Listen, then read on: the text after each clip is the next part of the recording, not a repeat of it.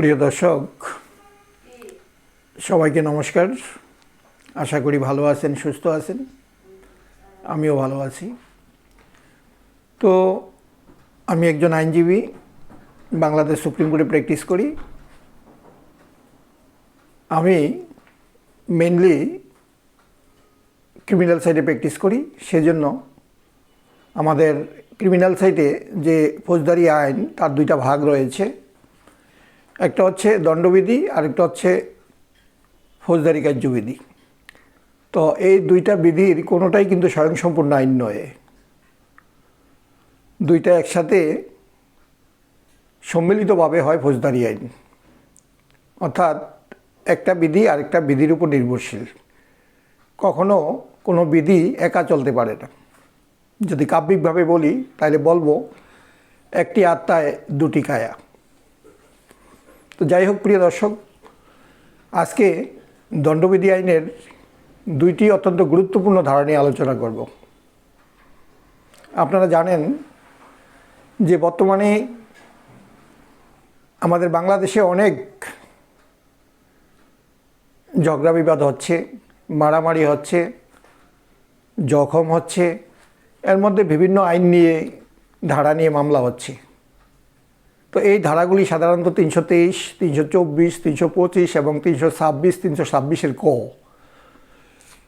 এই ধারাগুলোতে হয়ে থাকে।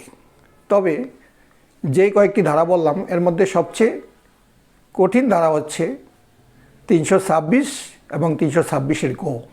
তো প্রিয় দর্শক, আজকে 326 এবং 326-এর ক নিয়ে আলোচনা করব।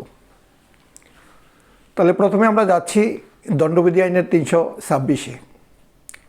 326-এ বলা আছে মারাত্মক অস্ত্র দ্বারা গুরুতর আঘাত করা।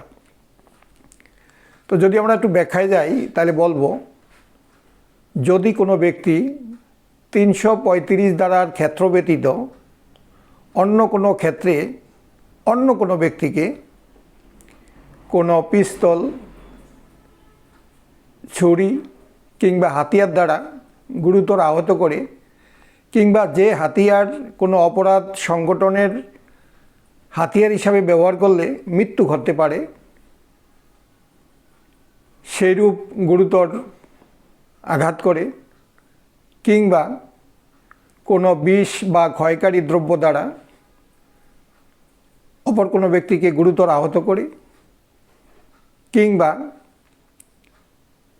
কোনো দ্রব্য যা শ্বাসের মাধ্যমে গ্রহণ করলে, কিংবা উদরস্থ করলে, কিংবা রক্তে গ্রহণ করলে মানবদেহের ক্ষতি হয়, সেইরূপ ব্যবহার দ্বারা গুরুতর আহত করে, কিংবা কোনো পশু দ্বারা আঘাতের মাধ্যমে গুরুতর আহত করে, তাইলে দণ্ডবিধি আইন বলছে সেই অপরাধী সাজা হবে যাবজ্জীবন কারাদণ্ড, কিংবা 10 বছর পর্যন্ত যে কোনো মেয়াদের সশ্রম বা বিনাশ্রম কারাদণ্ড, এবং সাথে অর্থদণ্ড থাকবে।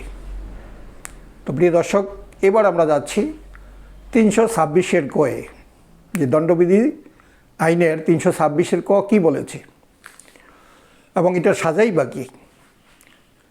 তো দণ্ডবিধি আইনের 326-এর ক বলছে, যদি কোনো ব্যক্তি অপর কোনো ব্যক্তির 2 চোখ উপড়ায় ফেলে, কিংবা অ্যাসিড জাতীয় পদার্থ দ্বারা তার 2 চোখের দৃষ্টি নষ্ট করে, কিংবা তার মুখমণ্ডল কিংবা মস্তকে অ্যাসিড জাতীয় পদার্থ দ্বারা বিকৃত করে। তো যদি একটু ব্যাখ্যায় যাই তাহলে বলবো, যদি কোনো ব্যক্তি 335 ধারার বর্ণিত ক্ষেত্র ব্যতীত, 335 ধারার ক্ষেত্রটা কি সেটা আমি পরে ভেঙে বলছি। তো যদি কোনো ব্যক্তি 365 ধারার ক্ষেত্র ব্যতীত ইচ্ছাকৃতভাবে অপর কোনো ক্ষেত্রে অন্য কোনো ব্যক্তিকে বা অন্য কোনো ব্যক্তির 2 চোখ উপড়ে ফেলে, কিংবা অ্যাসিড জাতীয় পদার্থ দ্বারা ওই ব্যক্তির 2 চোখ বিনষ্ট করে, কিংবা তার মুখমণ্ডল কিংবা মস্তিষ্কে অ্যাসিড জাতীয় পদার্থ দ্বারা বিকৃত করে, তাহলে সেক্ষেত্রে অপরাধী সাজা হবে মৃত্যুদণ্ড, কিংবা যাবজ্জীবন কারাদণ্ড এবং সাথে অর্থদণ্ড থাকবে। তাহলে প্রিয় দর্শক, এইবার যেই বলছিলাম যে ধারা 335 ধারার ক্ষেত্র ব্যতীত, তাহলে 335 ধারাটা কী? দণ্ডবিধি আইন বলছে 335 ধারা হইল প্রয়োজনার দ্বারা গুরুতর আহত করা। কোনো লোক যদি কোনো লোককে প্ররোচনার মাধ্যমে গুরুতর আহত করে, তাইলে এই সাজা আসবে না, তার সাজা আরও কম হবে। সেটা আমরা অন্যদিন আলোচনা করব। তো প্রিয় দর্শক, আজকে আলোচনা এখানেই রাখব। পরিশেষে বলবো, আমাদের টিকে দাস ল কাউন্সিল আপনাদের জন্য আমরা সবসময় খোলা রেখেছি। আপনাদের যে কোনো আইনি সমস্যায় আপনারা আমাদের টিকে দাস ল কাউন্সিলে নক করবেন। আমরা কথা দিচ্ছি আপনাদেরকে যথাযথ আইনি সেবা দেব। পরিশেষে সবাইকে বলবো, আজকের জন্য নমস্কার।